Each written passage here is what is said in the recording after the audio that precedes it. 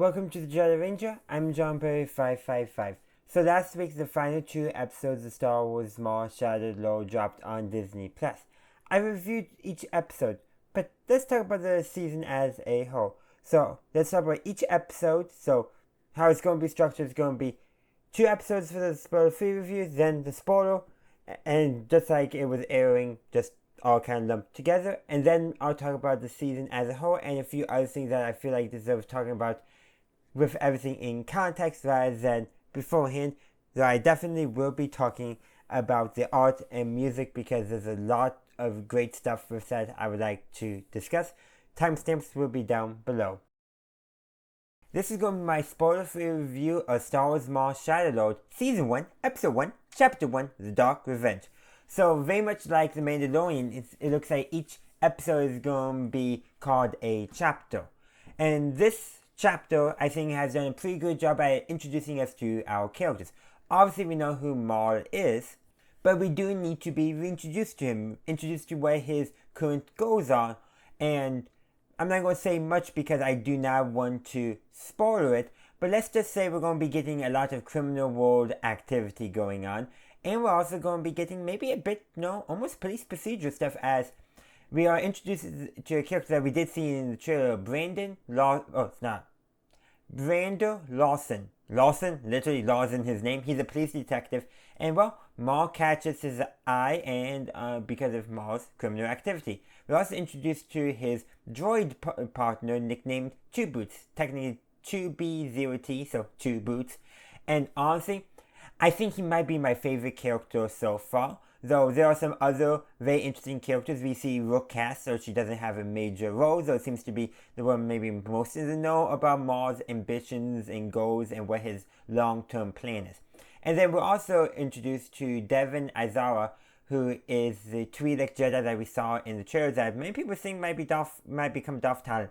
Probably not, but, we do know from the trailers that Maul has taken an interest in her as a potential apprentice, and, this will be a mild spoiler, but that is definitely set up as a direction that the plotline could go. I'm not going to say too much about it because I don't want to spoil or anything, but that's definitely being set up as a plot line. So honestly, those 4 that I talked about, Maul, Devon, Brando, and Two Boots, seem to be our 4 main characters. Basically our villain, which is Maul, who is going to be a villain protagonist. We're going to have our 2 heroes who are going to be hero antagonists. And then we're going to have Devon, who's, I'm thinking we're going to see where she will eventually lie. But that's something we need to remember. Maul in this is being set up as a villain protagonist. Not a good guy, just our main point of view character. But overall, I haven't even addressed the animation yet, but overall, so far, I think Chapter 1, The Dark Revenge, is setting up the goal of this show very nicely. And I will talk about more when I do my review of the first 2 episodes. Time for my spoiler-free review of Star Wars Maul Shattered Lore Season 1, Episode 2, Chapter 2, Sinister Schemes. So, very much like Chapter 1, this is continuing to set this series up. But it's also starting to advance the series. Again, I don't want to review too much, but in my previous spoiler-free review, I talked about how Maul is going to be a villain protagonist. Maul is also, one of his actions is to the Jedi character Devon. This is going to be mild spoilers, but still mostly spoiler-free, trying to twist her perception of whether he is actually a villain or not. And that's something us fans need to remember too. Maul is a villain. He is going to be the villain. But he's going to view himself as the hero, or at least as a pragmatist.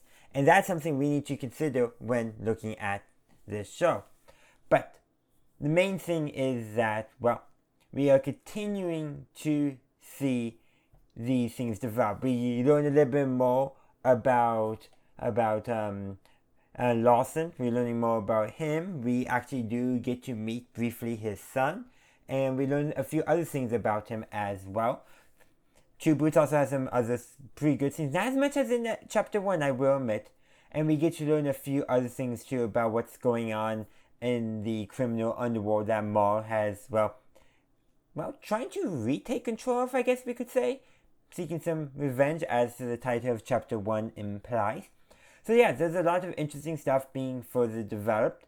But again, it still feels like mostly setting everything up, and now I feel like everything's finally in place for the main events in the rest of the 10 episodes, because there's only 10 episodes total, and we're already 2/10 of the way through. But everything's now, I think, sufficiently set up for us to see where everything develops. And it's time to talk about Star Wars Maul Shadow Lord. Now, I will be talking spoilers in this review, so if you don't want to have any spoilers, I did release 2 YouTube shorts where I avoided spoilers to the best of my abilities. But here, we are getting spoilers. So, as I said, first 2 chapters, that's because they both aired on the same day, and, well, I feel like to talk about one, I need to properly talk about the other, especially when I'm talking about them in context of each other. So, we're going to talk about Chapter 1, The Dark Revenge, and Chapter 2, Sinister Schemes. So, most of the stuff in Chapter 1 is introducing us to our characters. I stated that in my spoiler-free reviews, and I'm stating it again because that is essentially what it is. We learn about what is going on and who our characters are, but now I can talk about them a little bit more. So, of course, Maul. We already know who Maul is. In fact, his introduction in the show it actually reuses Duel of the Fates. While there is different thematic implications of that in episode 1, it's also heavily associated with Maul, so it makes sense. But also there seems to be another theme that they're using, another leitmotif to associate with Maul as well. And I will say, with that association, it's also associated with the title, and I'm convinced this is the longest title we've gotten for a Star Wars show since Star Wars Droids and Star Wars Ewoks in the 80s, I believe. Not an actual title sequence, but I think we have an extra second, and that's impressive for a Star Wars show. I really wish they did some more title sequences, like good old fashioned. Anyhow, like I said, we are reintroduced to Maul and where he currently is in the galaxy. He has a few Mandalorians with him. He also has a few Night Brothers, and they're basically being gangsters. I mean, Maul is trying to get revenge on the members of the Shadow Collective that turned against him after his fall from grace, after Palpatine, dueled him and defeated him on Mandalore, and he was eventually broken out. There's a lot of stuff going on, but essentially reintroducing him and what his goals are. And his goals can be as summarized as revenge and seeking an apprentice. And that's where comes in the Twi'lek Jedi, Devon, Izara, who we are revealed in Chapter 1 that Maul has sensed that he is soon going to find someone who he can shape and mold as an apprentice. And so when he breaks into the police headquarters to get one of the crime bosses that he wants revenge on, he also breaks her out. She tries to escape, and she's also the first character, besides the crime bosses that Maul is seeking revenge on, because he is seeking revenge and setting them to fight each other to do the dirty work for him. She is the first person to identify him as Maul, because she's a Jedi. She knows who he is. And that's actually at the end of Chapter 1 when that happens. And Chapter 2 picks up where that leaves off, police chase and all that, and Devon's master, who I don't know if his name has been revealed yet. Let me double check. Yeah, Jedi Master Iko Diodaki. So he actually reveals himself briefly, trying to rescue Devon from Maul, but he stops that because Maul uses the Force to damage the bridge, so he uses it to hold the bridge. And during this time, also, the police who are after Maul because of the crimes he are doing go and rescue the people. And both of them are willing to let Maul, the criminals, go in order to save the innocent bystanders. Which I think is really important to establish that our police character, Brando Lawson, is ultimately going to be a good guy. Now, he's going to be a hero antagonist, because Maul, I believe, is going to be our villain protagonist. But it's important, I think, to establish that he's protecting the innocent first and foremost, which I think is really important for us to establish who he is. He's also, basically, his droid partner, Two Boots, which I think might be my favorite character so far, as that or Maul's droid, who is this gremlin demon type thing in terms of behavior, and Maul at one point pets like a pet. The two droids seem to be my favorite characters because they have some of the best types of humor. Mars is kind of like that, has the dark humor, while Two Boots is just the good, fun humor. Fun humor, yeah, that's what I'm looking for.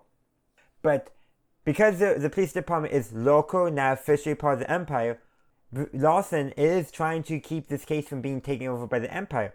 And, well, when the database comes back, Maul, classified, immediately informed the Empire, he's like, I'm not going to do that. And that's the first instant, but seeing him basically prioritize saving innocent bystanders further reinforces that he's ultimately probably going to be a good guy. And another thing, too, is that him and Devon's Jedi Master, I think, might eventually start cooperating, because that seems to be setting up. And I think also Devon's Jedi Master is trying to determine if Lawson can be trusted, which is a valid thing. They're former Jedi on the run. They need to know if they can trust him or not. But I think ultimately, I think he will be trustworthy from everything that we've seen so far and how he's set up. We're also introduced to his son, revealed that him and his wife have a strained relationship in some form. Whether they're still together, separated, or divorced, we don't know at this time, but they're at least not living together, because Lawson's son talks about going to see his mother, so we know something's going on there behind the scenes. But ultimately, though, everything that's setting up is going to be the conflict of the episode. Yes, Maul is going for revenge against everyone who betrayed him, against some person named Krim, who seems to have taken over Crimson Dawn at this point in the timeline. Seems like Maul is going for revenge. But I think the true conflict is going to end up being between basically Maul, him influencing Devon, and also Brando, Lawson, and Two Boots on the other side, potentially with Devon's Jedi Master. All depends exactly how this all develops, but I think it's going to develop really interestingly. In fact, Chapter 2 has a scene where you can see Devon's Jedi Master following Lawson, likely trying to figure out, can he trust him or not? And I think ultimately, yes, I've already stated that. But another thing too, to kind of note, I think Lawson realizes Maul, he doesn't know who or what Maul is, but he knows a Jedi is involved somewhere, and he's old enough to know what the Jedi were potentially pre-Clone Wars. He's probably heard the stories. And he saw Devon's Jedi Master hold the bridge up. Yes, he disappeared afterwards, and then again when he was following, but he saw that, so he knows that whoever this character is, there's a Jedi involved. He knows that. And I think that is now further motivating him not to go to the Empire, because he knows that things will really spiral out of control. Which could provide some interesting contrast actually to Star Wars Andor, where again, the local police with who Cyril had worked for before joining the Bureau of Standards and before they were taken over by the Empire, wanted to avoid the Empire's attention for the same reason. Same goal, but different reasons.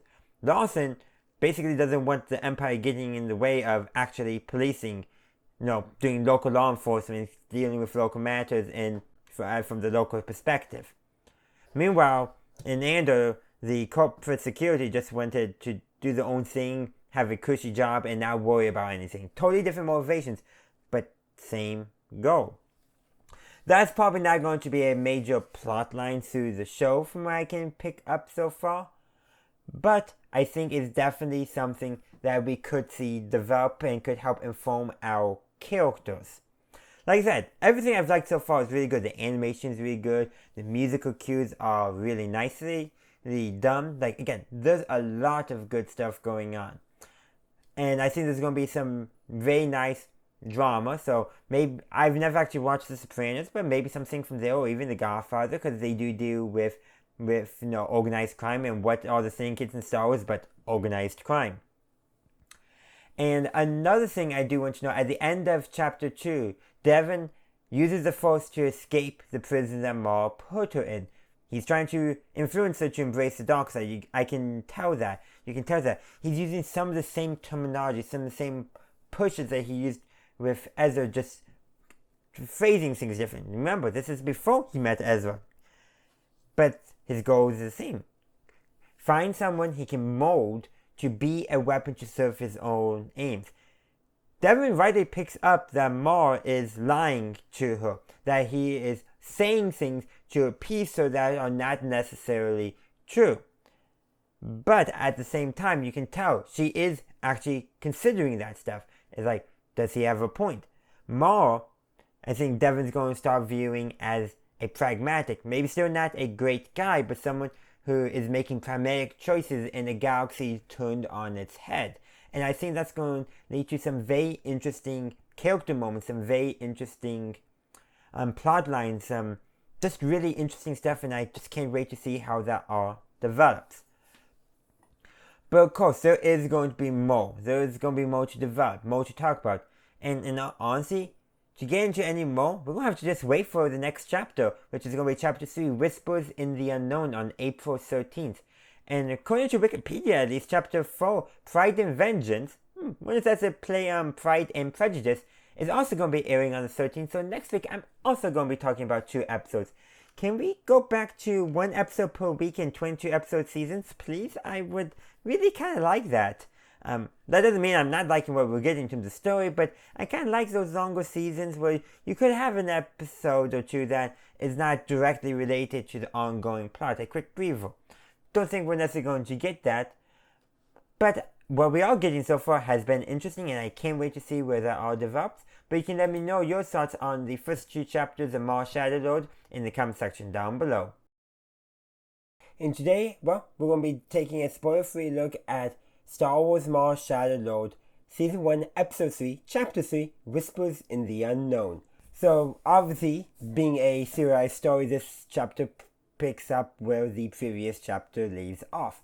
And we get some important development going on in this episode.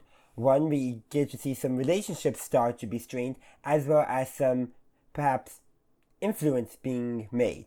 Obviously, it's kind of obvious from the previous 2 episodes that Maul wants Devon to become his new apprentice. And obviously, in this episode, he's starting to whisper in her ear. Not going to say too much more about that, besides the fact that they begin that. Additionally, we get to get more insight into Lawson and his son's relationship, and we also are given a hint at what happened between him and his son's mother. And of course, we also see some other relationships being strained and perhaps some new relationships being forged. Again, some very neat stuff being developed, and a lot of it has to do with character and character relationships as well. And I think that's going to be impactful as things perhaps maybe will change in the next episode, or perhaps will not. It's hard to say for sure. But we definitely got some good character dynamics and good changes to character dynamics made by the situations caused by the ongoing plot, which I very much really do like and helps keep things interesting. Of course, these are just what I saw and what I think from a spoiler-free perspective. And today, we're going to be doing my spoiler-free look at Star Wars Maul Shadowlord, Season 1, Episode 4, Chapter 4, Pride and Vengeance. So obviously the first thing I noticed is Pride and Vengeance. Obviously a subtle maybe play on Pride and Prejudice, but when you look at the episode, lots of Pride and Vengeance going around. No, seriously. Maul's not the only character to, I would say, displaying some pride in this episode, but I also would say he's not the only one seeking vengeance in this episode as well. And it all goes in different ways. But another thing I want to convey about this episode is that the events of this episode create a new status quo for the show. Obviously, it's a serialized story, so each episode is changing the status quo in some form or another. But specifically, this changes fundamentally the dynamics of the characters. It changes the dynamics of the setting because because the events lead to something happening. You might be able to guess what it is or might not. Obviously, I'm not going to say for spoiler free, but later today I will be putting out my full review, which will be talking spoilers, so stay tuned for that. and today I'm going to be taking a look at the 3rd and 4th episodes of Star Wars Maul Shadow Lord. That's Chapter 3, Whispers in the Unknown, and Chapter 4, Pride and Vengeance. So there will be spoilers in this episode if you don't want to get spoiled. I released a spoiler-free review for both the chapters earlier today. They will be linked in the description and in the cards. But let's actually talk about the episodes. Obviously, we're going to begin with Chapter 3, Whispers in the Unknown. So, in this episode, well, a big part of it is Maul is whispering in Devon's ear, trying to get her to become his apprentice. We've established that in previous episodes is his goal. That's his continuing goal. Along with, of course, getting vengeance on all who wronged him, which is a very thing that Maul is very adamant on getting done. And that actually does seem Maul and Devon duo. And Maul, he's toying with Devon and all this. He could so easily defeat her, and he lets her escape. Because he knows that, given everything that he's done and the whispering, that he's pushing her just enough that, not enough to fully go over to his side yet, though he would have been happy if she had. He definitely gave that as an option. He definitely did that. Obviously, I don't think he was counting on it, even though makes it sound like to Devon he was. I think he knows that when Devon escapes and reunites with her master, that they will then inform the local authorities, so that way he can spring a trap on them. But that's in Chapter 4, so not even there yet. But if in my spoiler-free review, I talked about straining relationships. And yeah, relationships are strained. Namely between Lawson and Two Boots, because Two Boots, once you follow protocol, things with Maul is getting out of hand, and he wants to contact the Empire. And that puts a strain on their relationship. Lawson says no. Two Boots goes his head to the chief. She says no, and Two Boots is put on death duty. Their relationship is being strained. And then also, too, in this episode, I think a big reason why the relationship being strained, because while Two Boots reminds Lawson to go to his son's sports game, which I think might be lacrosse. We don't see it played. I just think it's lacrosse, based off of the fact that it looks like he's holding a lacrosse. I forget stick. I don't know what those are called. Did lacrosse once in middle school because of gym class, and they have us do sports, and that was one of the sports they did. Who knows why? Anyhow on that. During that time, Two Boots goes to follow a lead they have, and he almost ends up getting blown up. And now he's basically much more insistent on contact, hence the straining. Even though it was Two Boots who remind Lawson to go to his son's game, even though he does bail. But that's also where Lawson is introduced to Jedi Master Daki. Finally actually meeting him. Daki just claims to be Devon's uncle, not revealing he's a Jedi yet. But they do both kind of, through those talking and stuff, that neither of them are big fans of the Empire. And we actually do learn in this episode that Lawson's former wife now works for the Empire. So, sounds like part of the reason why their relationship fell apart was because she decided to work for the Empire, and he wasn't quite happy about that.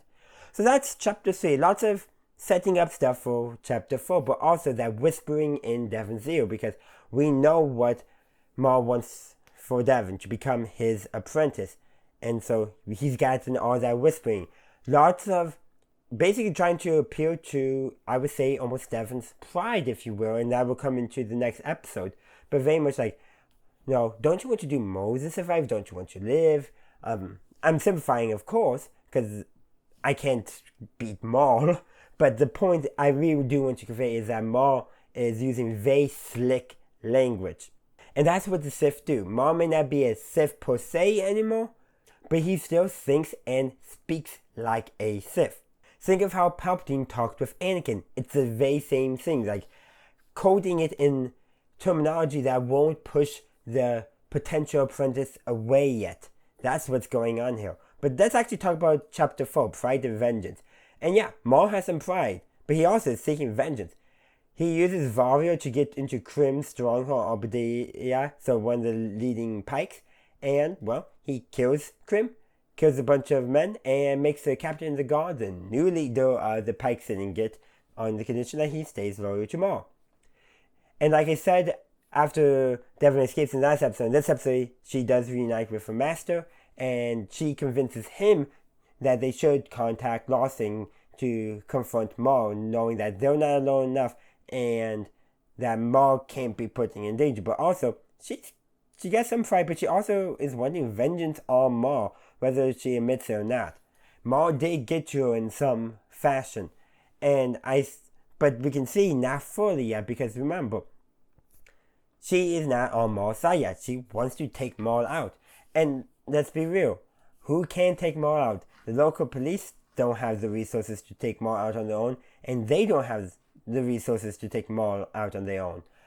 I forget if it was this episode or the last episode. I'm pretty sure the last episode, but it's made mention that the Empire is different than the Republic by Lawson, and when Two Boots in trying to convince him that back when Republic, if we need help, we contact the Republic, they send in Jedi, and then Lawson is like, but it's not the same. And that kind of comes to fruition this episode. The Jedi tip off Lawson and the police on where Maul is hiding. Granted, Maul knows that, and he lays a trap for them all.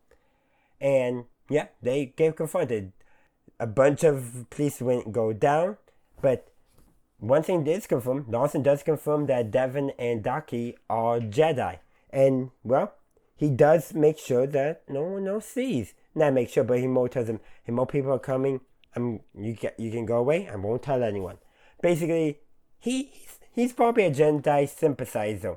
I'm getting that vibe from this episode. But yeah, Maul swings the trap, but he does offer Lawson the option to basically, but no, hey, don't confront me, and I'll protect you from the Empire. You don't like the Empire, I don't like the Empire. Which is also very similar language that Maul used with Devon. But Lawson does not go for it. One, because he probably sees Maul like just like the Empire. And two, I think he suspected Daki, I think, was a Jedi. Not known for sure, but I think he did suspect it. Because when they speak, basically he's saying like, why didn't you tell me? Not that you're a Jedi, more like, why didn't you trust me? That was kind of more the vibe I got from them. And so, yeah, so that happens. But the Empire does arrive at the end of the episode, because Two Boots does call them. After he's reactivated, after Lawson deactivates him to prevent him from contacting the Empire. Two Boots does forgive Lawson for deactivating and hopes he can do the same for Two Boots calling the Empire. Hard to say how that's going to work. But one thing, Two Boots, again, I don't like him calling the Empire, but he's probably one of my favorite characters because he is probably, basically, I feel like Two Boots is like if R2 could speak and then they run a mouth. Actually, I don't know if R2 would run a mouth. Chopper would if he could speak. But the point is, he's so human. Like, the fact that his increasing assistance at calling the Empire after him nearly getting blown up in Chapter 3 is an emotional response, not a logical response. Sure, he's framing it in the sense of logic and foreign protocol. He's a droid after all, but his insistence is very much rooted in emotion. Of all the police droids, he has the most emotion in his voice. He doesn't drink, but he will carry a coffee mug and hang out with the other people who are drinking coffee, calf in Star Wars, and say, I'm doing it to participate in the social conversation. Like, Two Boots is alive. He is human, for lack of a better term. Obviously, Star Wars, you got aliens, but he is sentient by all accounts. He has emotions. He displays them. Like, we see droids displaying emotions before in Star Wars, but not like Two Boots. The only exceptions I really think are, really like Two Boots, R2-D2 and Chopper, 2 astromechs.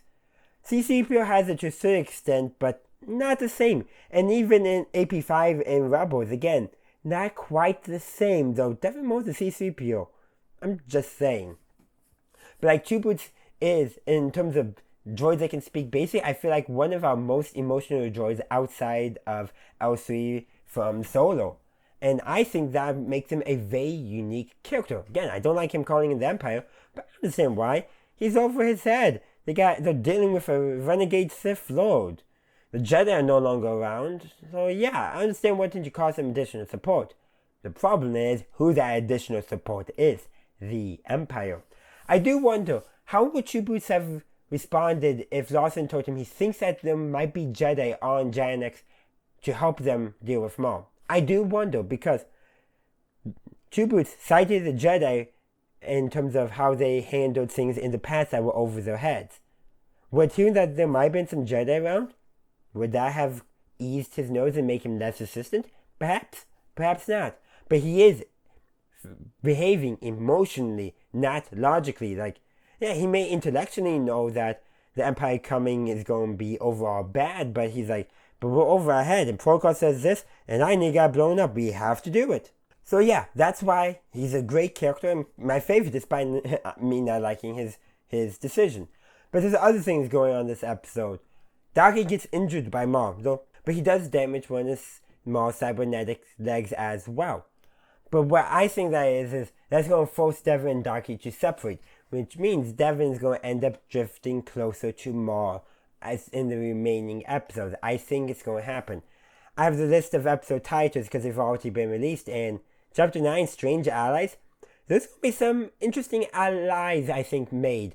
And I wouldn't be surprised Maul, Devon, and Lawson are all somehow together in that. But of course, that's just a hunch. And in all honesty, even whether Daki survives or not, again, he could be there. But the thing is, I do think at some point near the end, a lot of our characters will, despite them not always cooperating and all that, may find themselves allying together against the Empire. And I wouldn't be surprised if that's the way to go. You know, Daki may not survive, but the idea of that Devon, Lawson making tough choices and siding with Maul in order to survive, in order to avoid the Empire, I could see those tough choices being made. This is not going to be a happy ending show, I think. I doubt that. I'm getting to speculation point at this point, obviously, but things are building and it's not going to be happy. We're dealing with a villain protagonist here and some actual protagonists. So it's going to be very interesting how things develop and how the arrival of the Empire is going to change, how the characters that we've already been following will be interacting with one another, and what options, what choices they're going to be making in pursuing their own ends, pursuing their own molds and supporting them. It's going to be very interesting, and I really can't wait to see how that develops. But all I know is we're going to be seeing some Inquisitors, because Chapter 5 Inquisition is going to be coming out next week, so I hope to see you then for my review of it. And also Chapter 6, Night of the Hunted as well, which is, I think, going to build off of Inquisition based off of the title. But enough speculation from me. Put your thoughts on this episode, your thoughts on the speculation in the comment section down below. And today, well, we'll do my spoiler-free review of Star Wars Maul Shadow Lord Chapter 5 Inquisition. So this is the 5th episode of the first season, assuming we get season 2, obviously. So this episode picks up where the previous episode left off, Pride and Vengeance, and well, we're dealing with the after effects of the Empire showing up. It's called Inquisition for a reason, and that reason being we see an Inquisitor. I'm not going to talk too much more, but we do see Devon and her master trying to hide from the Empire. We don't get too much actually of more. This is more focused on Devon, her master, and also Captain Lawson and his son. And the ending of this episode, well, I don't really want to reveal it, but it does set up more conflict to come. There's a lot of good stuff in this episode, lots of great animation, lots of great sound design as well. There's a scene, I think this is going to be non-spoiler, where we hear Lawson's breathing as he's starting to go into a panic attack, and Two Boots coming up to him with some calf snaps him out of it, and makes me wonder how that would have gone if Two Boots hadn't shown up. Very well done scene. The sound design is what really sold it for me. And honestly, the animation for the show has been great. I honestly should do a video just talking about that. But in the meantime, let me know your thoughts on this episode and stay tuned for my review of Chapter 6. And today we're going to take a spoiler-free look at Star Wars Maul Shadow Lord Chapter 6, Night of the Hunted, the 6th episode of the first, assuming we get 2 seasons of the show. So, this episode follows up for where Inquisition left off. And there's basically 2 plot lines going on. We get our main characters being hunted by the Empire, and we get Maul using that to his advantage for his ultimate agenda. Don't want to talk too much more about that because it could reveal something about what happens in this episode. But what they did was done really, really well. The characters do become, this is a minor spoiler, but I don't think it will spoil much, do become separated at one point, and that's where Maul returns to the episode after the opening of the episode for his review of the episode, for him taking advantage of the situation for his own means. And I really can't wait to see how this all develops. But let me know your spoiler-free thoughts, and stay tuned for my full review with spoilers for both Chapter 5 and Chapter 6. And today I'm talking about the latest episodes of Star Wars Maul Shadow Lord, that being Chapter 5 Inquisition and Chapter 6 Night of the Hunted. Now, this review will contain spoilers, so if you want to avoid spoilers, I did release 2 shorts earlier today for each episode where I didn't go into spoilers. But let's get into those spoilers. So we're going to start with Chapter 5 Inquisition. So, we get to see now Janix being occupied by the Empire and things that are changing. An Imperial lieutenant by the name of Blake, who is a scumbag. Everything I've seen with him tells me he's a scumbag. And also an Inquisitor named Moura. You might remember him from Ahsoka. You might even figure out who he actually is, if that.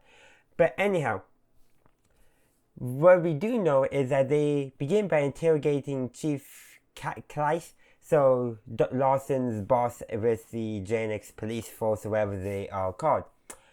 And she's permanently reassigned. That does not sound good. Best case scenario, she's in prison. Lawson actually wanted to take the blame because he was the one who insisted on not calling in the Empire when they first identified Maul. But she also is the chief, and she says, nope, I'm in charge. And there's also Lawson's son Riley tries to contact his father, even shows up at the precinct, and Two Boots gets him out of there and basically says he's making sure he leaves because the Imperials don't like it. And I have a feeling Riley normally is allowed a lot more free reign at the precinct than the Empire is allowing. Just got that little bit of a hunch. But Riley goes to contact his mother. This is the first time besides an old picture, and yeah, we know she works for the Empire. And we already knew that, but you can definitely tell her advice to her son is basically cooperate with the Empire, which is a very imperial mindset. There's actually not much of Maul in here. He's just kind of observing from the shadows as Devon and her master, Master Daki, are trying to escape, but they end up confronting stormtroopers, have a confrontation, and so they realize they're not getting out of the city. They got to find someplace to hide. So, well, Master Daki decides the best bet is to go to Lawson's apartment. The episode ends with Lawson arriving at his apartment after the Empire lets him go, because they do detain him temporarily to interrogate him. But he doesn't tell them about the Jedi, but he suspects that the Empire believes he's lying. But so that's actually more that part is more revealed in Chapter 6. But yeah, he comes home and sees Jedi in his apartment. So yeah, so let's talk about Chapter 6, Night of the Hunted now. So Daki and Lawson talk. Go over the situation, and it's pretty clear that Lawson's not a big fan of the Empire, but his main goal is protecting his son, and he doesn't really want to harbor the Jedi. So that does make it sound like if the Jedi weren't there, if his son wasn't like living on Coruscant with his mother, he might be more willing to help the Jedi, but he's thinking about his son. And during that conversation, Riley and Devon are sent away, mostly so that way Daki can talk to Lawson without Riley there. And we revealed that basically Lawson and his wife, ex-wife, former wife, basically once she got a job with the Empire, drifted apart. And the thing is, Lawson, not a fan of the Empire. That's already been revealed. Here in Chapter 5, briefly talk with Two Boots, how it's more complicated than you realize. In this episode, where basically as soon as the Empire is there, when Maul starts cutting open the door, because he follows Lawson for obvious reasons, because Lawson's instinct that they didn't fully believe him was correct, and Mark, they actually go and know that somebody had a lightsaber duel where Maul and the Jedi confronted each other, and Maul confronted the police. Lawson had no problem pulling out his pistol and began shooting right away. He had already met Mark, because Mark is who interrogated him. He had no hesitation whatsoever. Didn't try to throw Masadaki and Devon under the bus, nothing. He just started shooting. Yeah, he's complaining about it. No problem shooting right away. And doing that, trying to explain his son, the Empire isn't what he thinks it is.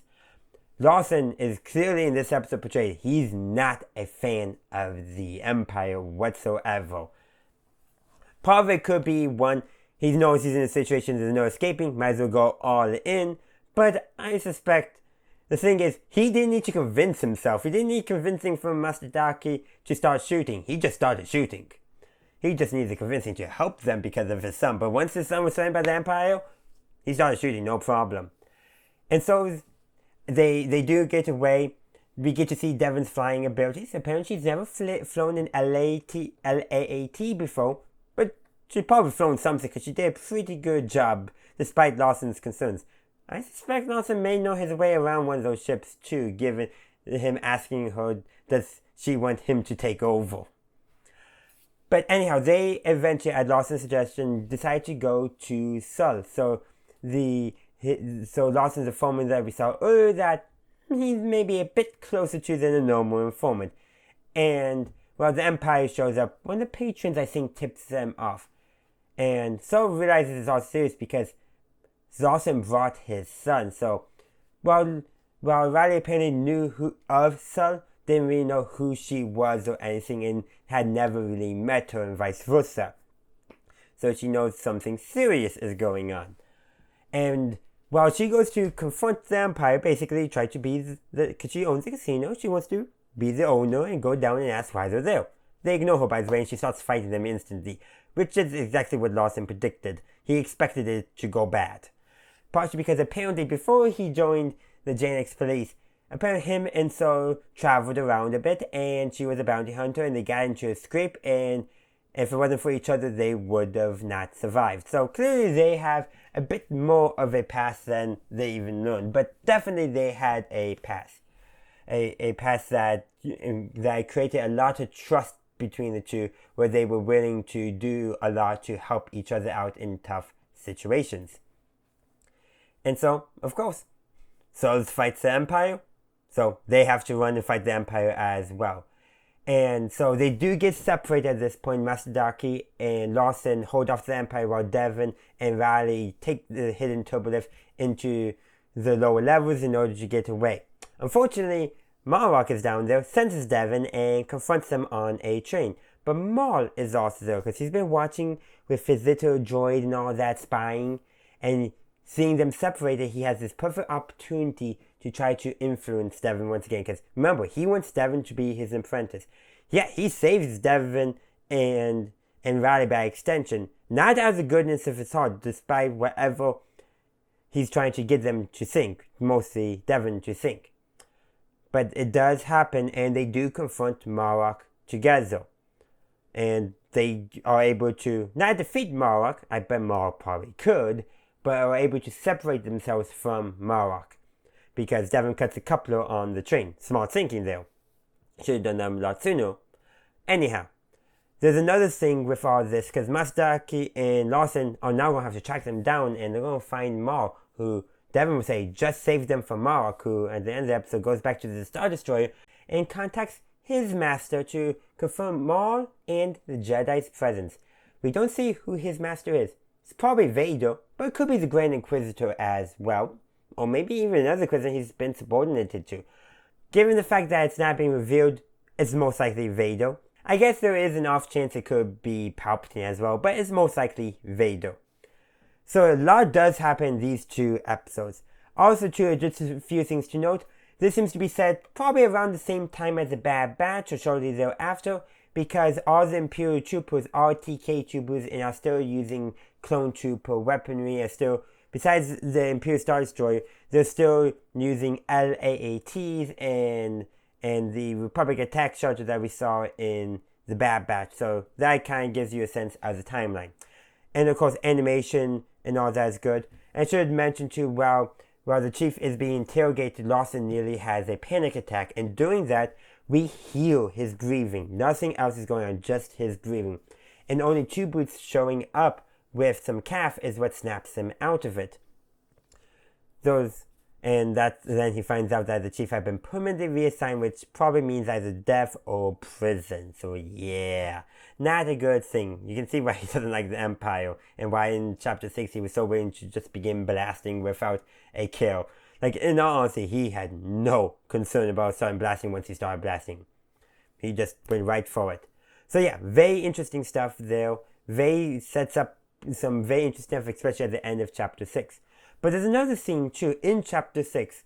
Obviously, Lawson's now on the run, and we get a scene back at the precinct, and where Two Boots is like, oh, now that the Empire's giving us all these resources, Lawson should be happy, yada yada yada, they're actually being supportive.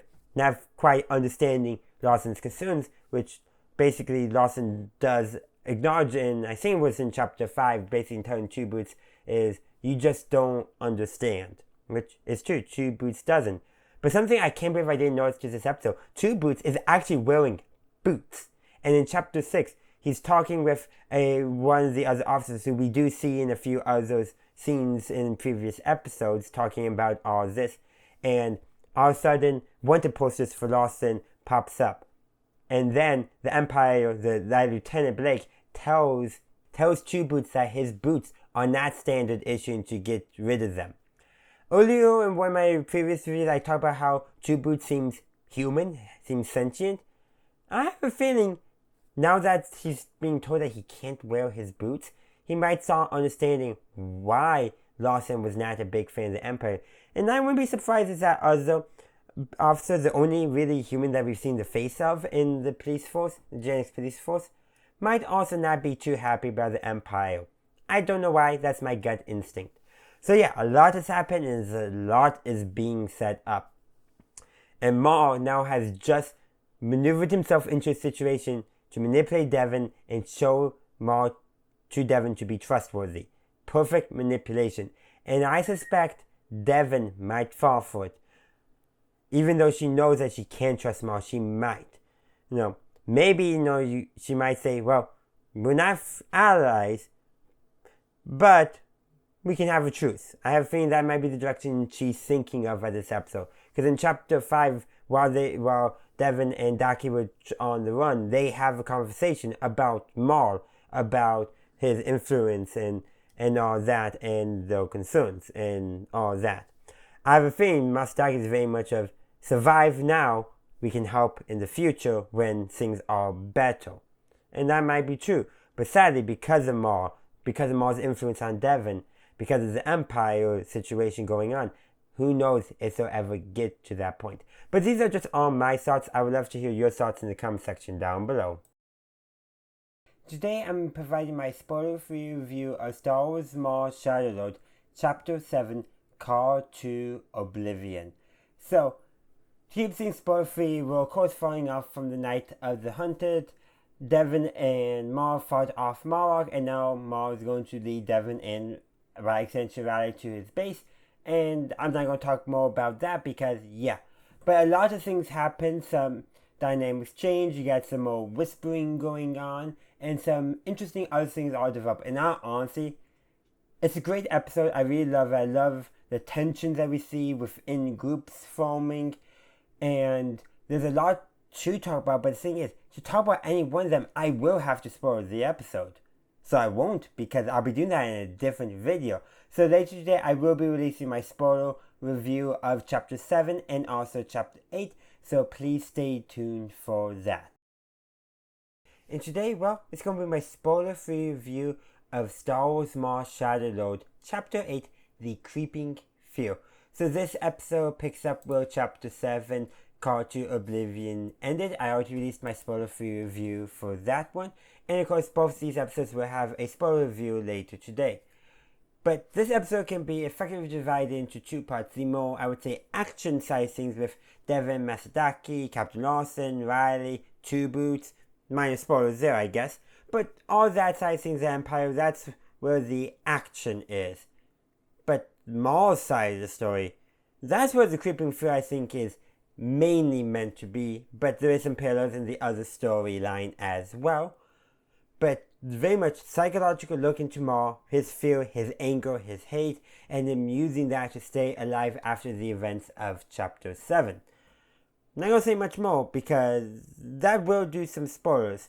Though, I will say, some of the stuff that we see in this episode we saw before. I wonder what that is all about. Ponder that while you wait for my spoiler review. But in the meantime, let me know your thoughts on the episode in the comment section. And today I'm reviewing Chapter 7 and 8 of Star Wars Maul Shadow Lord. This review will contain spoilers, so you have been warned. Chapter 7 is called To Oblivion, and Chapter 8 is The Creeping Fear. So obviously, these episodes pick up where the previous episodes left off. Maul Shadow Lord is a serialized story after all. But in Chapter 7, after Maul and Devon had not defeated, but fought off Moura and were able to separate him, stop him from chasing them, they make their way with Riley, of course, to Maul's hideout. Devon tells us that Riley, don't trust Maul, he's a murderer, which is objectively correct. But while at Maul's base, the Imperial forces arrive and Riley is captured. Devon does escape and reunite with Masadaki and Lawson, of course. And Riley, of course, is brought to the police headquarters. There are troopers like, why are you arrested? Because, he doesn't quite understand the full situation that's going on. And, this might be in the next episode, so I'm going to hold on to that. And Maul and his forces escape, of course, the initial attack, but then they're surrounded again, and a rising tension that we've been seeing throughout the show is that a small group of Maul's Mandalorian followers, mercenaries, they're not so much liking this anymore, this arrangement. They're not getting enough credits for all the dangers they're in. And during the battle, they steal the ship and get shot down by the Empire, so they got some instant karma right there. But doing all this, Maul not only duels Moura, but also the 11th brother, who I'm pretty sure we also saw in Tales of the Jedi with the Ahsoka episodes as well. The crystals who Ahsoka purifies for white lightsabers we see in Rebels. But during that fight, Maul, he's not doing too well. He's being overpowered. His leg keeps on failing him. And one of the two Night Brothers with Maul, the one named Scorn, goes down to help Maul and is unfortunately killed by the Inquisitors. But that gives Maul just enough time to basically get down to a low level, feign surrender, and collapse the cavern on the Inquisitors, allowing himself to retreat. And the other Night Brother, whose name I just don't remember off the top of my head, he's not happy that his brother has died. And that reminds me of something. Remind me of something between Maul and his brother. The shock, the anger at his brother being killed. So that's what goes on in this episode. But they're not the only tensions rising as well. There's also tensions, of course, rising with our heroes as well. Not as much, I would say, of course, but there is still tension. With Riley being captured, Lawson's he wants to rescue his son. He tries contacting Two Boots, but Two Boots, he doesn't want to get in trouble, so he hides his coming. And sadly, he also no longer has boots, but you can tell he's starting to question things and he realizes things are not quite protocol. A minor can be interrogated the way the Empire is doing. So he's starting to get it, but not quite. He's just not quite there yet. Tensions are rising, like I said, across the groups. But, as we see in Chapter 8, one side is able to overcome the tensions, but as we saw with Maul's group, the tensions result in them losing their ship and half of the Mandalorian mercenaries. But let's talk about Chapter 8, the creeping fear. The creeping fear, I think, refers to one thing: the fear being inspired by the 11th brothers, namely because Riley is interrogated by the 11th brother. He had nothing to reveal, of course, but that is a creeping fear, and it clearly impacts him. He's not quite ready to talk about it, but Devon does pick that up. But the creeping fear more than anything though, refers to Maul. He's injured, his egg is even more damaged now, and he has to make his way out, reunite with the rest of the Shadow Collective, who under Rocast's leadership does plan on waiting for him in a safer location. But along the way, Maul is stumbling, he's tripping, he's hallucinating. One of the first things he sees in his hallucination is his younger self in the droplet water, and he bats at it, says, "I hate you," referring to his younger self. But then, as he continues going down the passageways and all that, a dust or a sandstorm kicks up, and he gets other things. He sees Maul taking him away from Savage. Yes, Savage is called out. We see Sidious killing Savage. We see Obi-Wan cutting Maul in half. We see... those are the main things that we see. We see Maul being trained by Sidious actually in one scene, electrocuting him because his attacks are pathetic. Like, the trauma, we see in flashbacks a lot of the trauma. And except for Obi-Wan Kenobi cutting Maul in half, every single one has to do with Sidious. And then there's another scene. He sees once again in the water his younger self's reflection. Tears are dropping. Tears from himself are dropping. But this time he doesn't bat at his reflection saying, "I hate you." He says, "I will make sure he doesn't hurt anyone again." He's not a villain. He's not a hero. But Maul is clearly in, I would call, the anti-villain territory. He's still a villain. He's still going to be against our heroes. But every now and then, he will do the right thing. Just like how every now and then an anti-hero will do the right thing, but still largely a hero. He's largely a villain, but occasionally does good. Does that make sense? I hope I explained that well enough. But yeah, that is the creeping fear of the episode. It's beautifully done. The way they incorporate the environment and the flashbacks with Maul's character development. This is Maul developing. He is clearly not a good guy. He talks about getting revenge. In fact, the line of Savage requesting that his brother avenge him from the Clone Wars is reused in this episode. So still, Maul is still thinking like a Darksider, like a Sith, seeking revenge in that. But his fear that his anger, his hate at Sidious is overwhelming. And the fact that Kenobi is now still there, but is in the back. Sidious is at that top. Is saying a lot about who Maul fears more. Because he does not fear Kenobi. He wants revenge on Kenobi. He's angry at Kenobi, but he does not fear Kenobi, but he fears Sidious. In fact, in Chapter 7, Maul revealed that his master betrayed him, and Devon asks who that is. Maul doesn't respond, but does admit that he's unfortunately still alive, which leads into Chapter 8. But I know it's the Emperor, we know it's it. And I wonder if he had said that, how would Devon have responded? Hard to say. But going back with Devon and crew, so they come up with a plan to get off. So Lawson's contact Saul arranges a ship for them, and it's leaving in 2 hours. So first though, he has to rescue his son, and he does eventually get through to Two Boots, but there's one very important scene. As Riley's being taken away from this interrogation back to his cell, basically Two Boots is like observing protocol not being followed, things not going correctly, and that he should submit a report to the chief. And another one of the officers tells him, "Don't you get it? The chief is dead." And Two Boots is like, "But protocol states," and that's, I think, and then the officer basically says, "The thing is, this is not protocol." And I think that's what, hearing that the chief is dead is what gets Two Boots to realize, oh crap, the Empire is not following protocol. So he rescues Riley. Technically he does agree with Lawson to exchange Lawson for Riley, but that goes south very quickly. And I think once Two Boots decided he was going to help, he basically was like, yeah, he knew what was going to happen. Though he's using stun because he's following protocol. I assume that's why he's using stun and everyone else is, why Lawson's just not using stun. I think Two Boots is just following protocol. But in the fact though, he gets Riley out and that Devon steals a Speedo. Yeah, she steals a Speedo.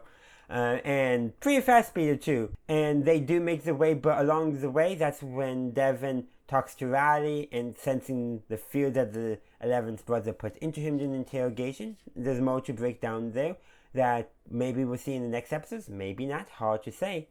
But Devon senses that they're walking into a trap. So Lawson contacts Saul, who, using clever language that only they would know from their adventures together, confirms that, yeah, it's a trap, I'm not doing this of my free will.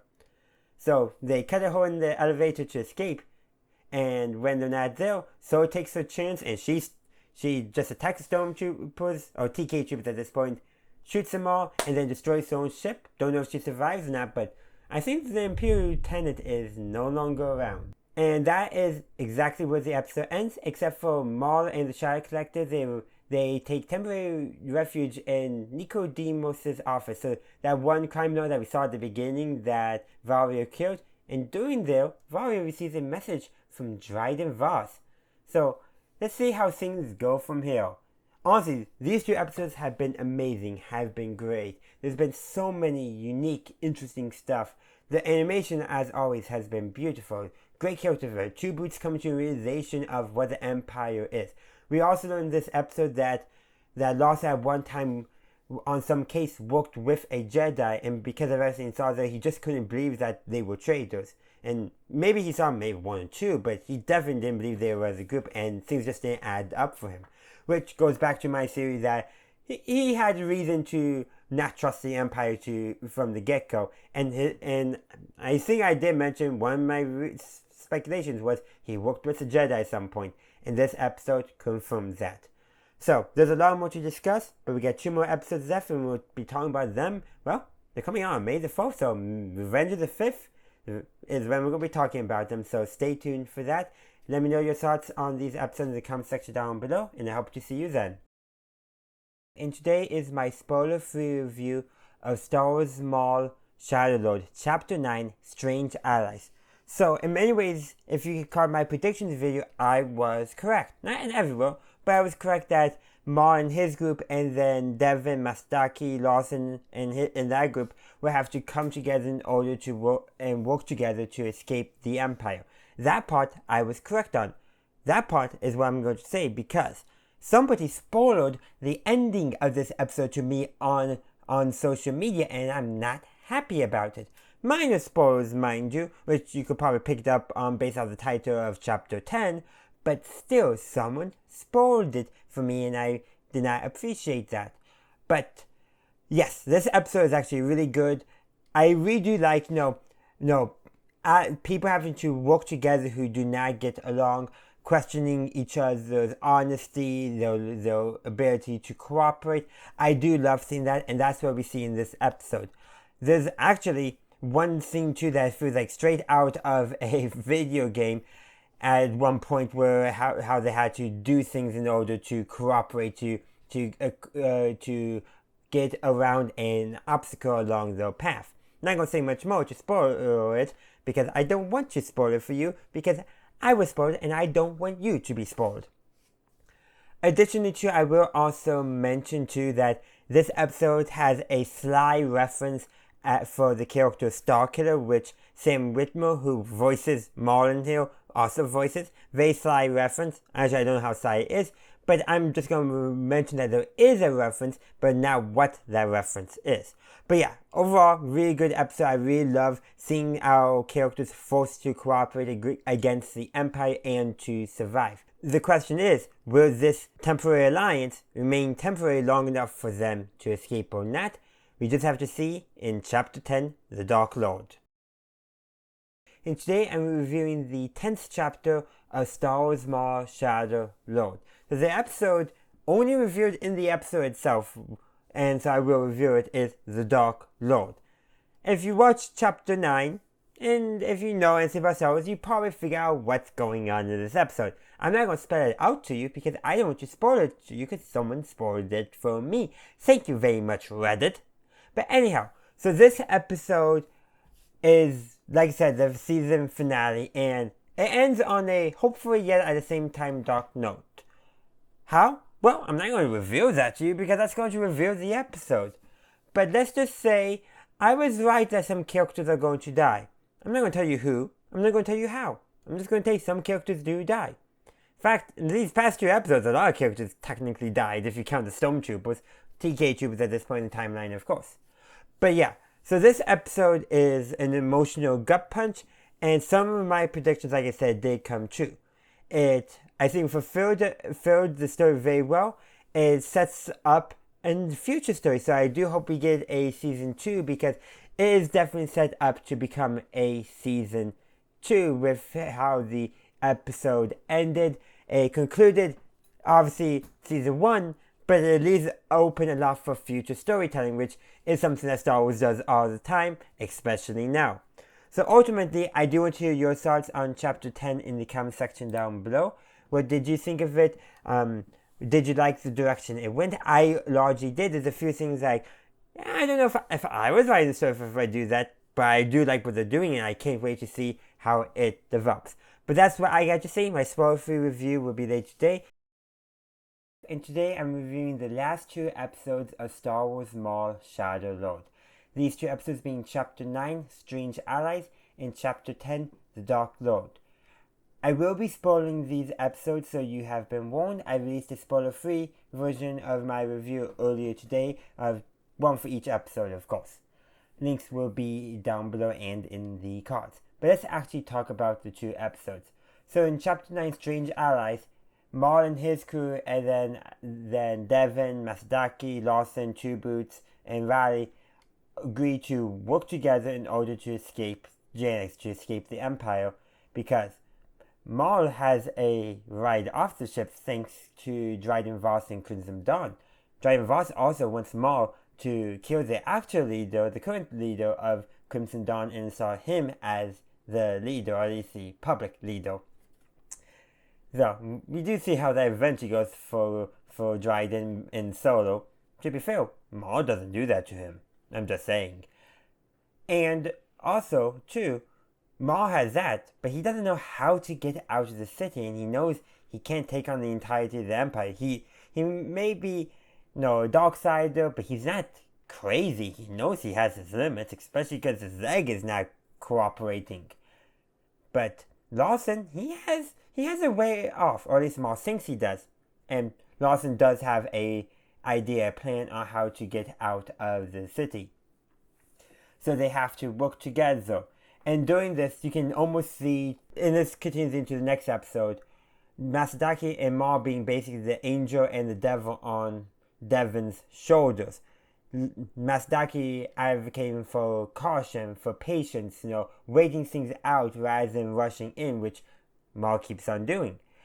And to be fair, Maul's way does help them a little bit. I will also say that it makes his leg injury that much worse.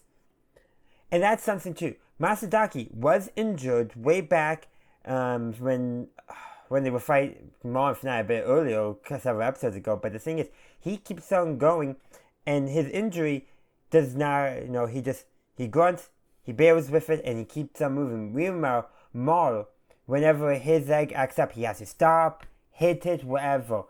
And I just think that's interesting. Masdaki is dealing with his injury way better than Maul is throughout this.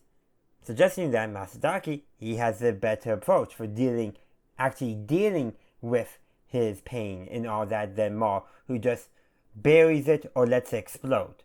But like I said, they're working together during all this.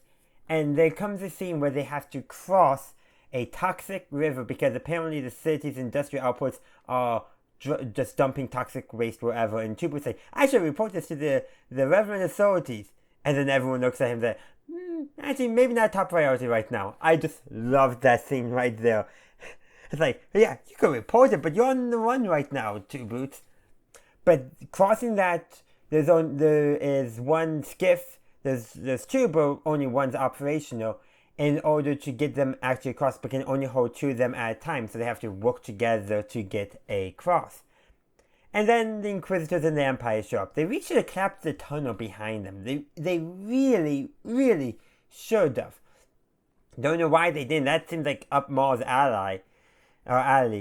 But to be fair, he wants Devon to get mad. Let's remember that. He is still set on Devon becoming his apprentice, and he wants that to happen. So unfortunately, not everyone makes it across because the Empire gets in the way.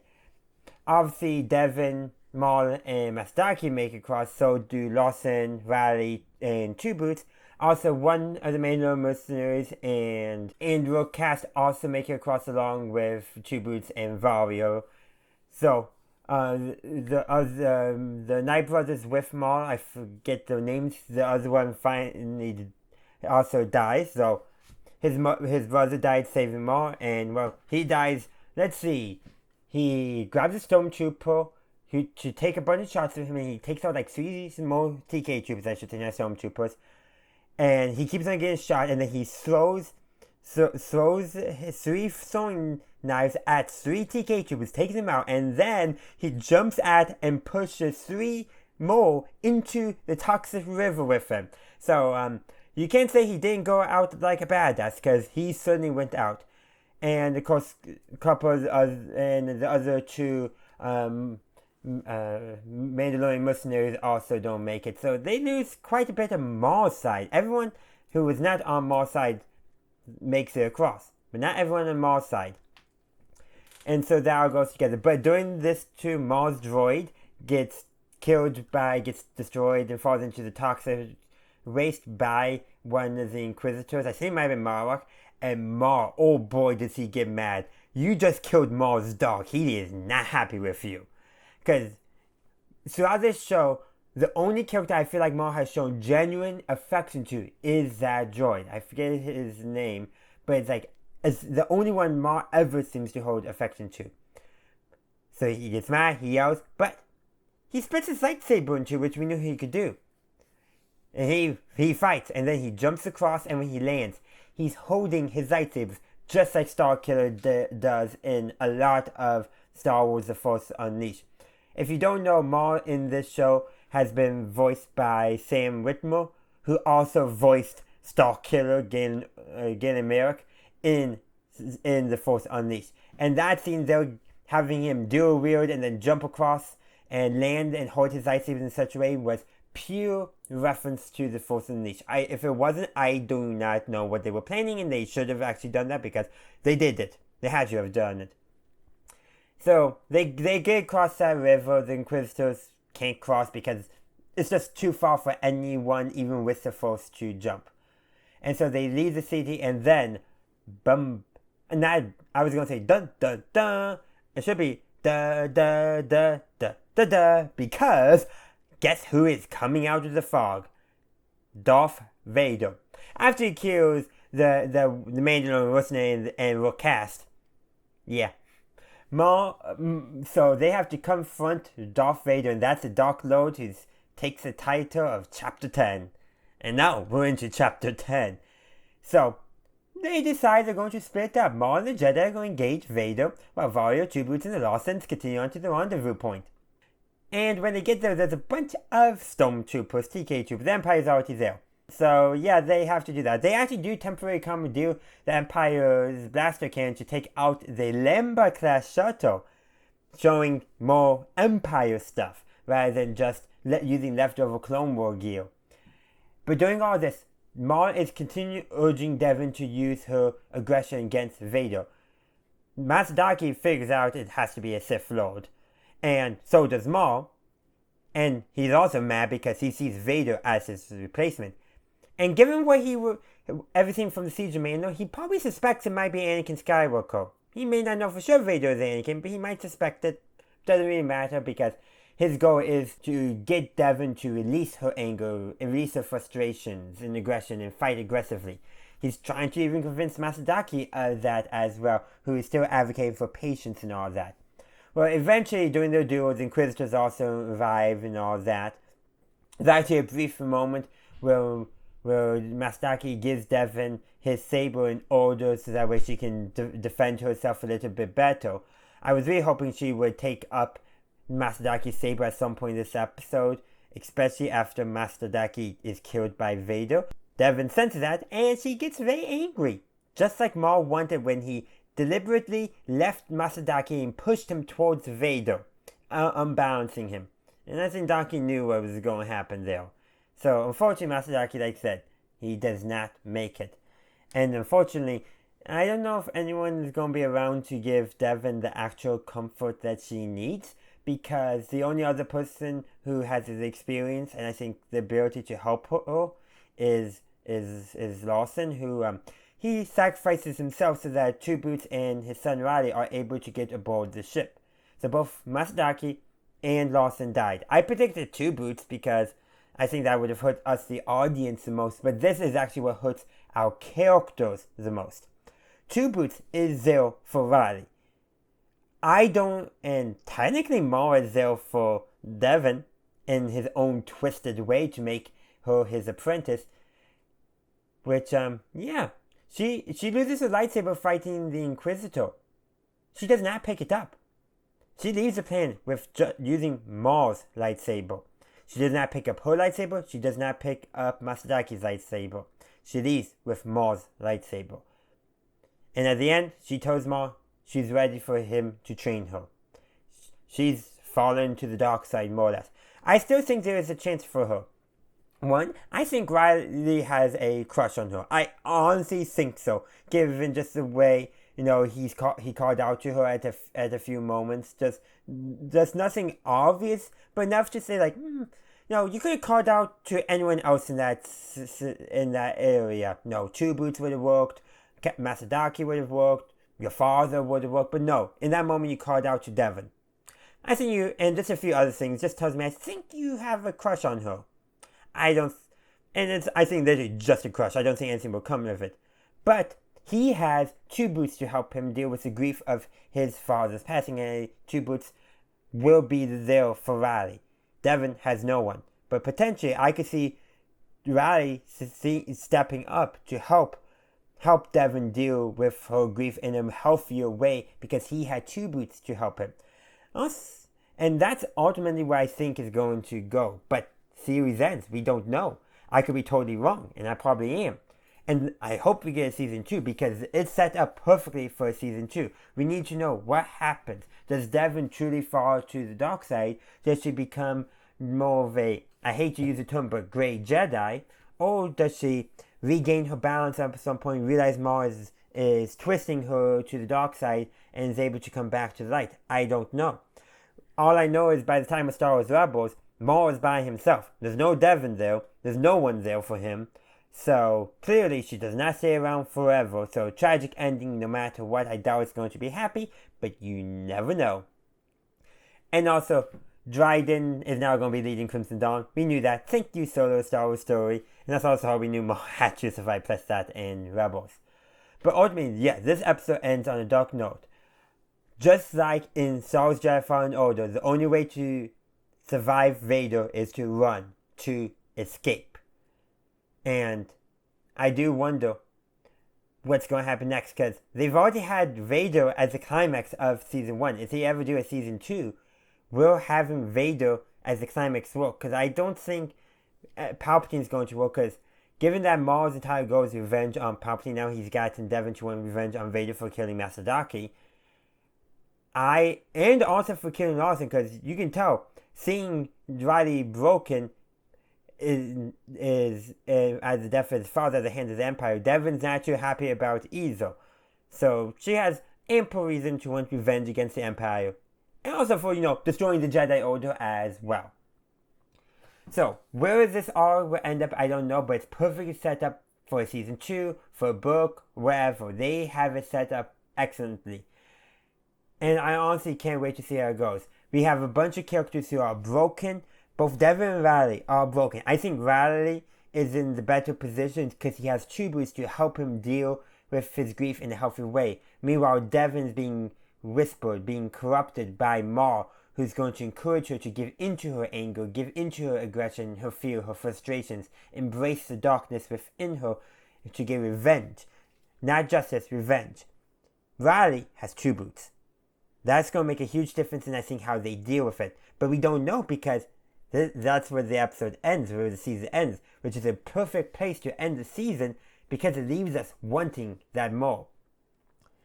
And there's other things going on, like who knows how Vario. I'm surprised Vario managed to survive this entire time. In fact, I'm pretty sure Lawson points that out at some point in this episode as well, in these episodes. How he survived, I have no idea. Is he going to be working for Crimson Dawn now? I have no idea.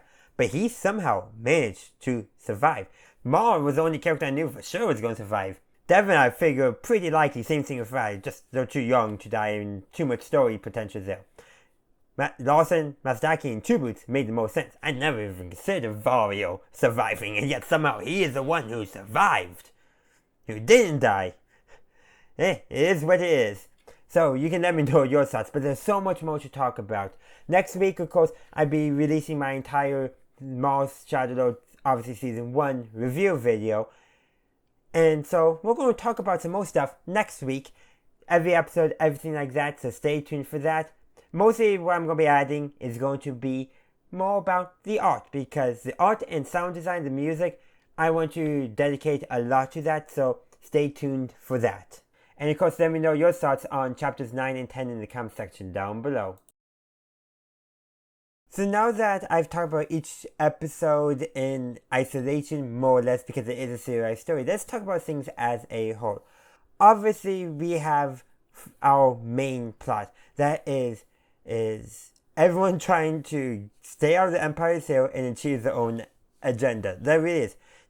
Devon and Master Daki are trying to survive. Maul is trying to get revenge on the members of the Shadow Collective that betrayed him when, well, after the events that we all saw in Star Wars: The Clone Wars and also in the Maul, Son of Dathomir comics. He's trying to get revenge of the Shadow Collective for abandoning him, or at least the specific individuals, and then put individuals who are loyal to him in positions of power.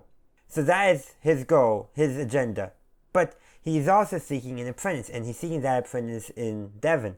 Meanwhile, you have Captain Lawson. He's trying to keep his son safe, and he's trying to, keep Janix also just a safe place in general. He is a police investigator after all. Of course, things don't go perfect because the show wouldn't happen otherwise.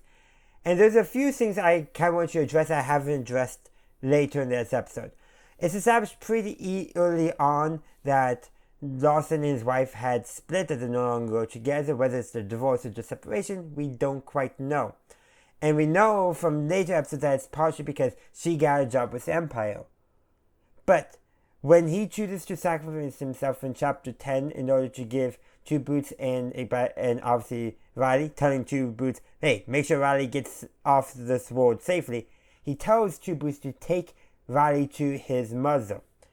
So, that tells me despite everything and despite their political disagreements, he sees Riley's mother as the best place for him now. Unfortunately, I don't know how realistic that is. She's clearly working for the Empire. And in all honesty, Riley is on the run from the Empire. It may get her to realize, the Empire is not quite what I think it is, which is always a possibility. Who knows for sure, but I think it's going to fall flat for a couple of reasons. One, Riley is dealing with the grief of losing his father. Yes, he'll have Two Boots still, and Two Boots will try to reunite Riley with his mother. But will that succeed is a totally different question.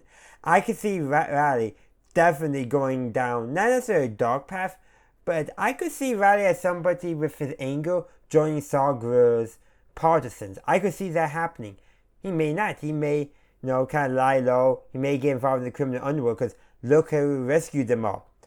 Crimson Dawn. So it's all going to be interesting how it goes on there.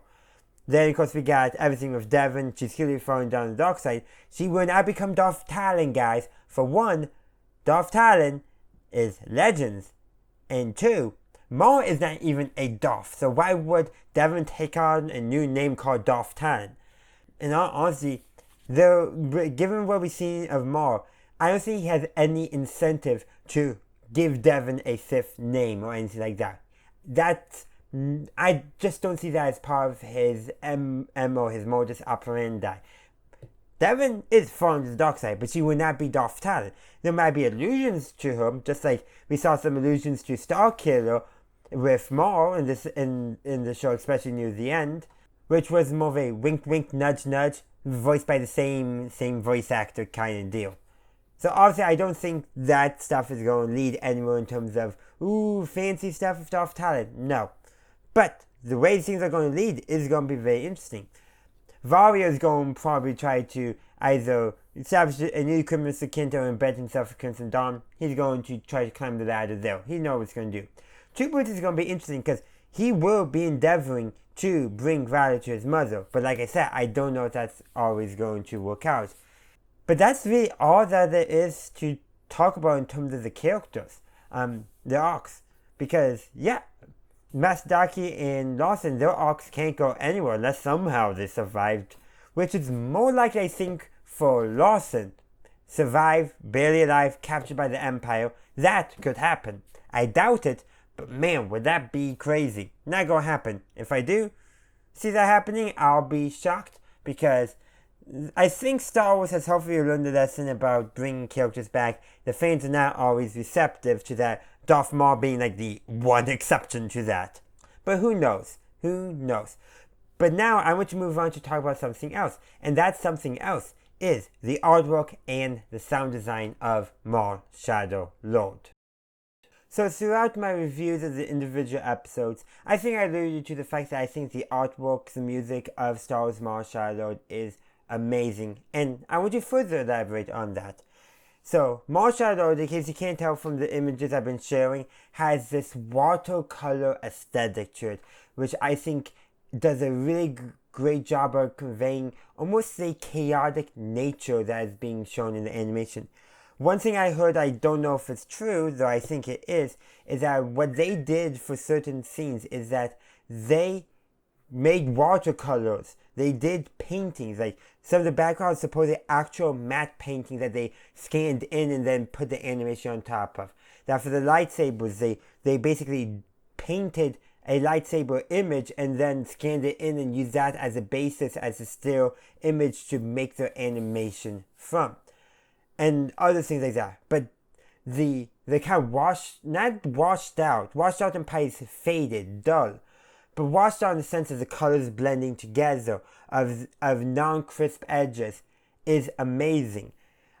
Oftentimes in animation, you will see crisp edges, clear delineation until you get weird in-betweens. So that's not as common nowadays as it was like back in the 1960s with Scooby-Doo, Where Are You? But even today, you look at a lot of animation, crisp lines, even look at Star Wars animation. Look at Rebels, look at Resistance, look at the Clone Wars. Crisp, clear lines. You don't get too much colors blend together between assets and such. You can clearly see what things are, and there's no fuzziness about it. No subjectivity, if you will. Star Wars Visions started breaking that mold, I would say. And that was because of how it was set up to be experimental, to tell stories that are not necessarily canon, to give, especially in Volume 1, Japanese animation studios a chance to work on Star Wars. Here in Maul Shadow Lord, it's taken that idea like, hey, not everything needs to be crisp and clear. Brought that idea that we saw explode in Visions, even though not everything was like that, because it was multiple people doing multiple independent stories. But here, they brought the idea, fuzziness, ill-defined lines, to create this beautiful atmosphere that I think very well conveys the chaotic nature that the galaxy is in. And the sound design only helps cement it. Obviously, they do use Duel of the Fates for Darth Maul. And honestly, yes, even though it is also associated with the fate of Anakin Skywalker, it is also Maul's song. He is the character who was that fate, who was deciding the fate. So in a way, he has as much ownership of Duel of the Fates as Anakin does, as what that story conveys. But they use other music, new music, that calls back to other things in Star Wars to create this beautiful atmosphere. In Chapter 10 for the Star Wars Maul Shadow Lord logo, they really don't do intros. I wish they would. That's something I've always disliked about the Star Wars animation. It's been a thing for quite some time, but you have the Star Wars Maul Shadow Lord theme, for that better term, playing, and then it transitions, it gets louder into the Duel of the Fates theme, which makes sense. Maul's actions in Episode 1 directly link to him having to face Vader in Chapter 10 of Maul Shadow Lord. And the music helped convey that. And there's so much more about the sound design. The background sound used for Janix, both in establishing shots where it's, the fuzzy animation, watercolors blending together, but also in, the street scenes. Like, there was so much amazing sound design. Like, to talk about each individual one would be nearly impossible because there's so much good sound design. But that sound design, that visual, the animation, the way they decided to do the animation not to be clear cut, to add a fuzzy edge to it that gave the lightsabers a sense of danger, a sense of fire, was really well done and helped convey, like I said, that chaotic nature that this era of the galaxy is in. It really can't be stated that this is probably one of the most beautifully animated Star Wars shows ever. Visions probably still takes the cake just because they get to experience so many different designs. But without a doubt, if you ignore Visions, this is the most beautiful animation we have ever had in Star Wars. But you do have to ignore Visions for that. So any serialized Star Wars show, that's how we exclude Visions. Man, the first animated show, Star Wars Droid Ewoks, that's like Scooby-Doo in terms of animation quality. You can still have fun, but it just does not hold the same care. Really, care. I bet, I don't know how much Maul Shadow costs, but I guarantee you it was not cheap because it shows that in the animation. And, well, I don't mind them trying to save some money. I also really appreciate the care, the detail that they put into the animation, the backgrounds, and everything about the visual and sound language of Maul Shadow Lord. So that's what I got to say about the art, the sound design, and the music of Maul Shadow Lord. There's more we can talk about that, so you can let me know your thoughts in the comment section down below. But these are just my thoughts. There's so much more we can discuss, and let's keep this discussion going in the comment section down below. Down there, let me know, what did you think of Maul Shadow? What was your favorite things? Your thoughts on the characters, your thoughts on the artwork, on the animation, on the sound design, on really anything related to the show. The way you think things are potentially going to head forward in the future. You can let me know all your thoughts in the comment section down below. Thank you for watching my video. I do hope you enjoyed it. If you did, please be sure to give this video a like and share. Also, consider subscribing to my channel to stay up to date on all my latest content. In the meantime, thank you for watching, and as always, have a good day, a good night, wherever you are. May the Force be with you, always.